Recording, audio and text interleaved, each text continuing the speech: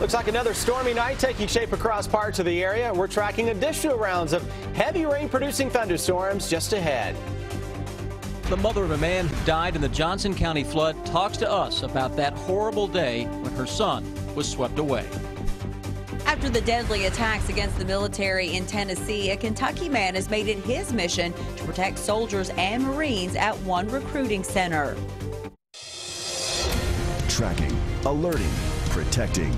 WKYT News starts now with First Alert Weather.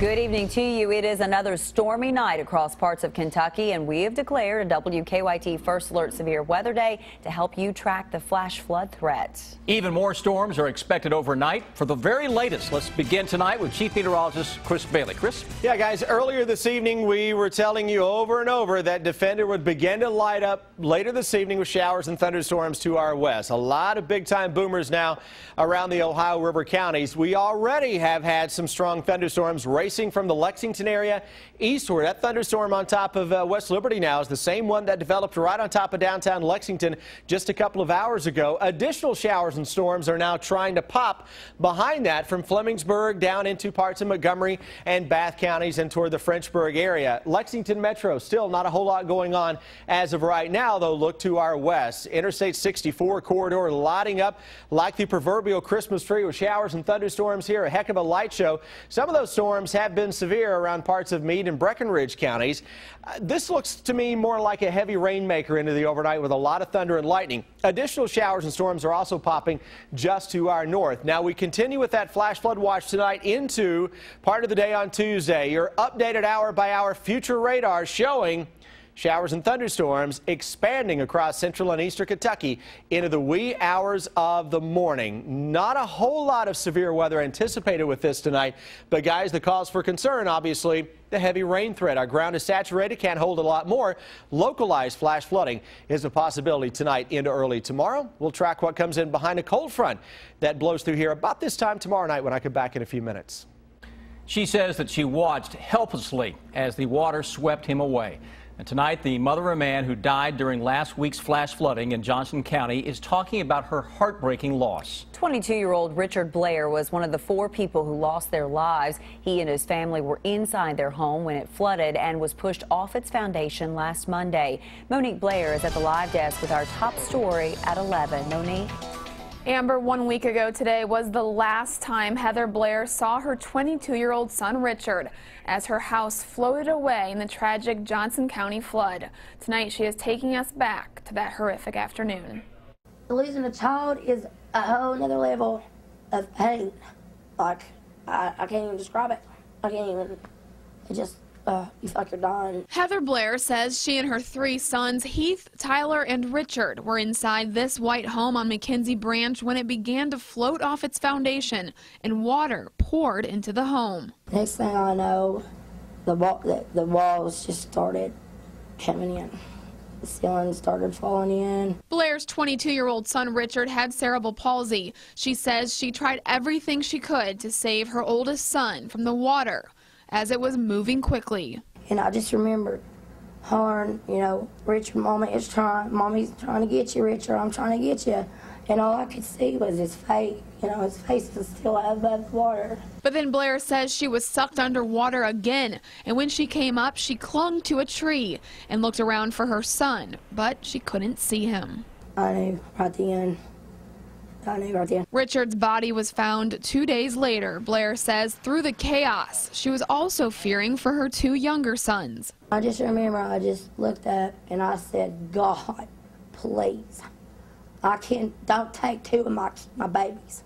Blair and her 2 other sons made it through the flooding safely. Now Blair says she is relying on her faith to help her cope. It was God thing. It was Richard's time to go home, I think, and maybe a couple of the others too.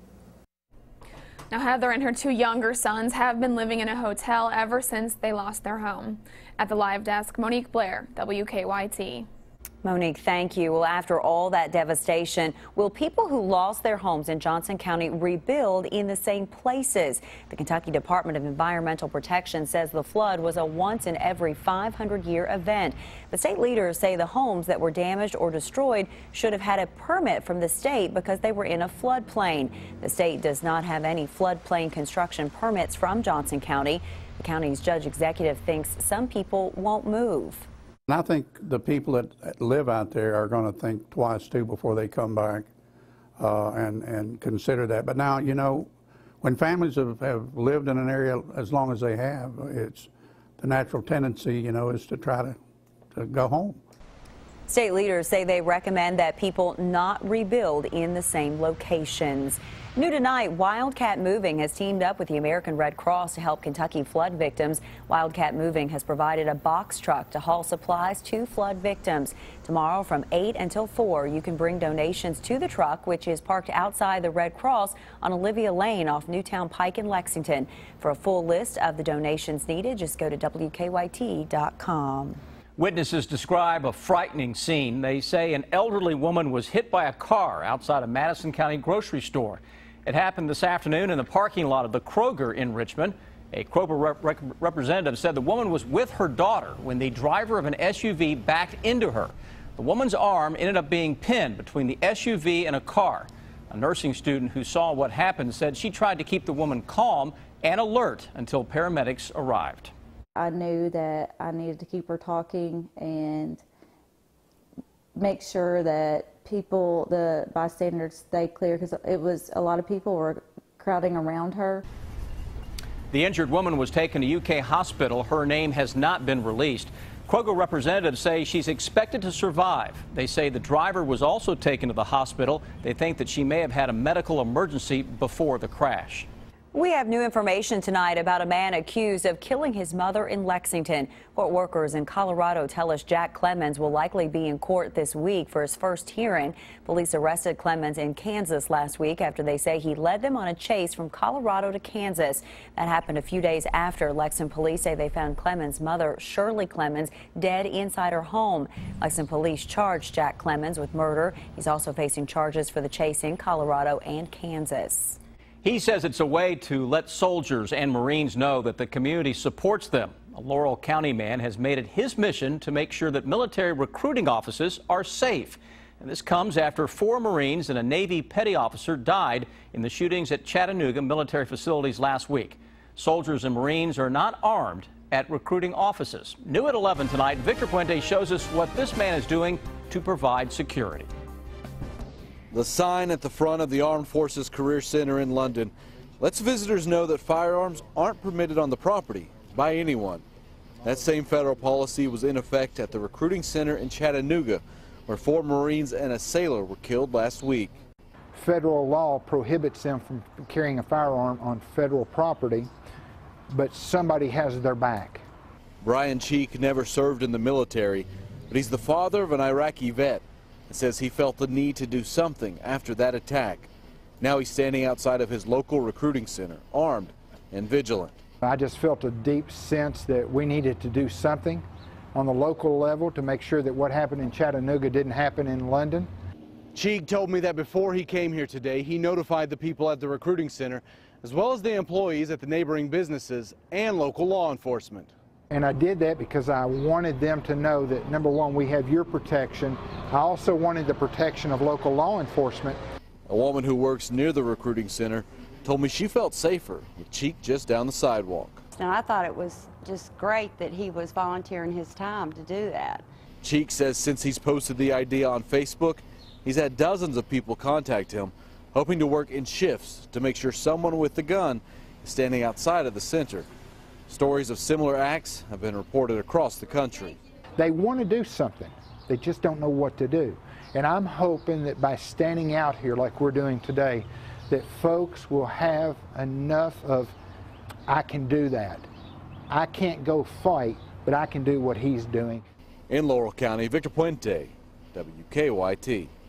And Cheek says he already has someone else scheduled to stand guard tomorrow. Tonight, part of New Circle Road in Lexington has been shut down so construction crews can tear down a bridge. Take a look. This is a live look at New Circle at the old Frankfort Pike exit. New Circle will be closed at that exit until 7 tomorrow morning. Crews are tearing down the original old Frankfort Pike bridge tonight. Traffic is getting around by using the exit ramps. New Circle will also be closed in the same spot from 10 tomorrow night until 7 on Wednesday morning. So proceed with caution. Tonight, Republican presidential candidate Donald Trump is not backing down from the comments he made about Senator John McCain over the weekend. Trump drew heavy criticism after saying that Senator McCain is only considered a war hero because he was captured during the Vietnam War. Tonight, Trump told CBS anchor Charlie Rose that Senator McCain should apologize for calling a group of Trump supporters, quote, crazies. But Senator McCain says Trump owes American prisoners of war an apology. He should call them and really make a statement of apology, because what he said about them was terrible. To denigrate that in any way, their service, I think, is offensive to most of our veterans. The Republican National Committee has warned Trump that there is no place for comments attacking those who have served the country honorably. Trump also told CBS that he is not interested in running as a third-party candidate in the presidential race. New tonight, investigators think they know what caused the death of a man whose body was found after he went missing. State police say 58-year-old Thomas Polston was found dead in a Russell County creek on Saturday. Jamestown police had reported him missing 3 days earlier. Police say an autopsy found the death was related to a cardiac event and drowning. Police do not suspect foul play. A federal judge heard more arguments today over a lawsuit filed against the Rowan County clerk. The ACLU sued Kim Davis after she stopped issuing marriage licenses. Today, Davis testified that if she issued marriage licenses now, it would mean she approved of same-sex marriage, and she says her religion won't allow her to do that. Davis claims the First Amendment gives her that right, but the attorney for the plaintiffs disagrees. That if you apply her conception of the discretion that a county clerk has in office to its logical conclusion, the simple fact of the matter is that anybody can deny anybody a marriage license anytime they want to based on their own personal religious beliefs. This case is not about these plaintiffs' desire to get married. This case is about the plaintiffs' desire to force Kim Davis to approve and authorize their marriage in violation of her constitutionally protected religious beliefs. The judge said he expects to have a decision the week of August 11th. We have an update tonight on fundraising efforts for a Lexington man whose home was damaged in a storm. Last week, a basement wall collapsed in Tim Wiesenhahn's home during heavy rain, but he says insurance won't cover the $25,000 repair bill. Friends set up a GoFundMe page to raise money, and tonight we've learned the page has raised nearly $28,000. Organizers of the page say because the money was raised so quickly, Wiesenhahn will be able to move back into his home sooner than expected. Okay, get this, from hamburgers to handcuffs. A former Eastern Kentucky fast food restaurant is the new home for a police department. The Hazard Police Department is moving into a former two-story McDonald's on the corner of Cornell and East Main Streets. Police say that the new home is twice as large as the old home and has more parking.